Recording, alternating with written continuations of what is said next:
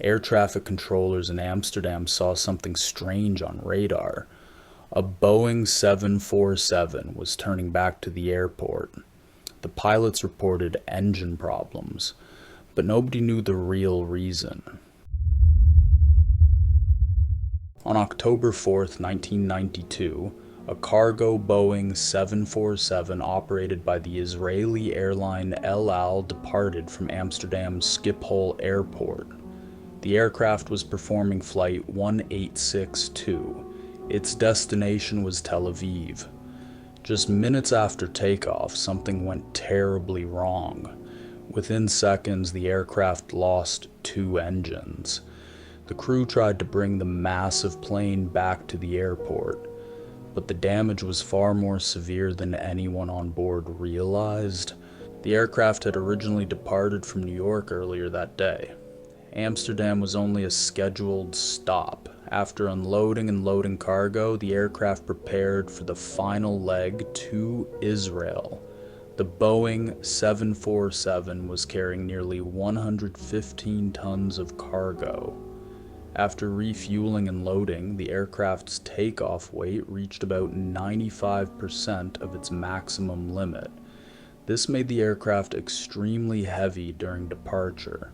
In the cockpit was an experienced crew.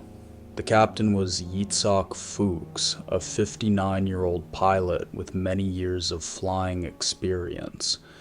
Alongside him were the first officer and a flight engineer. Because this was a cargo flight, only one passenger was on board. Everything about the departure appeared routine. At 6:22 p.m., the aircraft began its takeoff roll from Schiphol Airport. The 4 engines pushed the massive aircraft forward. Moments later, the Boeing 747 lifted into the air. It climbed steadily over the suburbs of Amsterdam. Within minutes, the aircraft was approaching 2,000 meters in altitude. Then something unexpected happened. About 6 minutes after takeoff, a loud bang was heard. To people on the ground, it sounded almost like an explosion. Inside the cockpit, warning indicators immediately appeared. The flight engineer noticed something alarming. Both engine number 3 and engine number 4 were no longer functioning. These were the 2 engines mounted on the right wing. At that moment, the crew believed they had lost 2 engines. From inside the cockpit, the pilots could not see the wings. They assumed the engines had simply shut down. But something much more serious had happened. Both engines on the right wing were already gone, and the pilots did not know it. The captain immediately took control of the aircraft. Meanwhile, the first officer contacted air traffic control. His message was brief and urgent. LL 1862, Mayday, Mayday. We have an emergency. Controllers at Schiphol quickly began assisting the crew. Their goal was to guide the aircraft back to the airport. Despite losing 2 engines, the Boeing 747 was still airborne. But the aircraft had become extremely difficult to control. The crew began preparing for an emergency landing. Air traffic control provided instructions for turning back toward Schiphol.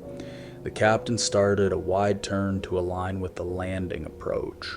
At first, the aircraft appeared to respond. The pilots carefully managed their speed and altitude. However, they were facing several unknown problems. The engines had not simply failed.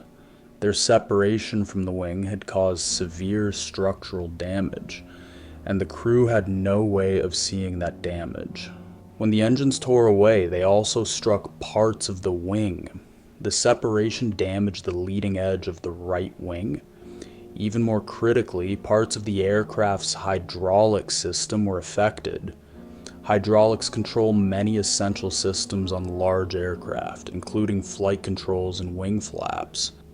Back in the cockpit, the crew began configuring the aircraft for landing. They attempted to deploy the flaps and slats. These surfaces help increase lift and reduce landing speed. But something unusual happened. The systems deployed correctly on the left wing. on the right wing, they did not extend properly. This created a dangerous imbalance. One wing was producing more lift than the other. At the same time, the aircraft had already lost half of its engine power. The combination of these factors made the aircraft increasingly unstable. The pilots were working constantly to keep it under control. Air traffic control cleared the aircraft to return for landing. The crew continued descending while preparing for the final approach. For a moment, it seemed possible that the aircraft might reach the runway, but the imbalance between the wings was getting worse. As the aircraft slowed down, its stability began to deteriorate. Suddenly, the aircraft began banking sharply to the right. The pilots attempted to correct the roll, but the damaged wing was no longer generating enough lift. The aircraft entered a steep right turn. Then the situation rapidly worsened. The Boeing 747 rolled further to the right. At the same time, the nose began to drop. The aircraft entered a steep descending spiral. Inside the cockpit, the crew fought to regain control. Their last transmissions to air traffic control reflected the urgency of the situation. The first officer transmitted a final message. "Going down.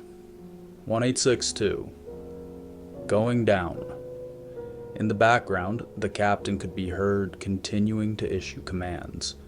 He instructed the crew to extend the landing gear. Even in the final seconds, they were still trying to recover the aircraft.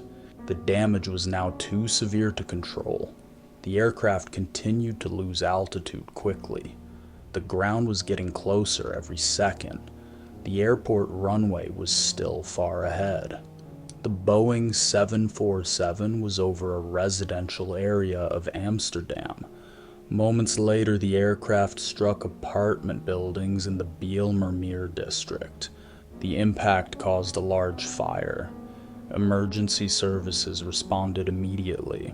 Firefighters, police, and medical teams rushed to the scene. The accident occurred in a densely populated neighborhood. Rescue teams worked through the night. In the days that followed, authorities began a large investigation. Investigators searched the crash site for critical evidence. Parts of the aircraft were scattered across a wide area. Sections of the fuselage, wings, and cockpit were recovered. Some debris had fallen into nearby water. The two missing engines were eventually found in a nearby lake. They were carefully recovered and transported for examination. Investigators were particularly interested in the engine mounting structures. These components connect the engines to the wings. They are designed to withstand enormous forces during flight. Flight data recorders were also recovered. Despite severe damage, investigators were able to retrieve valuable information. However, the cockpit voice recorder was never found. Even so, enough data existed to reconstruct the sequence of events. At first, investigators considered several possible explanations. One early theory involved a bird strike. Some feathers had been found on aircraft debris. However, analysis showed they belonged to a small pigeon. This bird was far too small to cause the damage observed. Another possibility was sabotage, but extensive checks found no evidence supporting that theory. Attention soon focused on the engine attachment system, specifically the fuse pins used to secure the engine pylons. These components are designed to break under extreme stress. The idea behind fuse pins is safety. If a severe overload occurs, the pins break in a controlled way. This allows the engine to detach without destroying the wing. But in this case, something unexpected happened. Investigators determined that one of the fuse pins had developed metal fatigue. Over time, microscopic cracks formed inside the metal. Eventually, during the heavy loads of takeoff, the pin failed. When that first attachment point broke, the forces shifted to the remaining ones. They failed shortly afterward.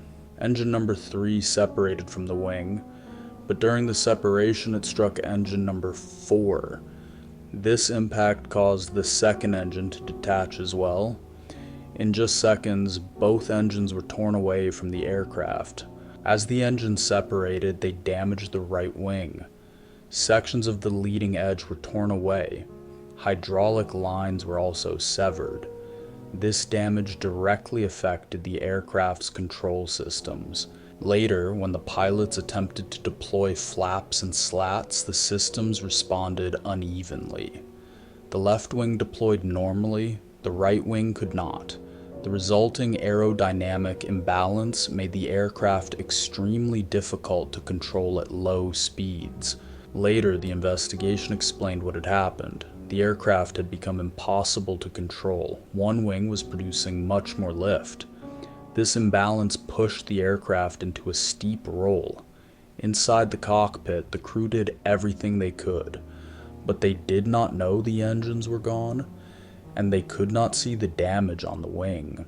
The investigation also revealed that similar engine attachment issues had occurred before. Earlier incidents had involved other aircraft types, including the Boeing 707 and Boeing 747. After the Amsterdam accident, important changes were introduced. The design of engine mounting structures was improved. Inspection procedures were strengthened. Training for pilots and air traffic controllers was also updated. New guidelines emphasized considering the risks to people on the ground when managing emergency aircraft situations over urban areas. These lessons became part of modern aviation safety practices. The crash of El Al Flight 1862 remains one of the most unusual aviation accidents in history. It demonstrated how a single mechanical failure can trigger a chain of events that even experienced crews may struggle to overcome. But it also led to improvements in aircraft design and safety procedures, changes that continue to protect flights around the world today.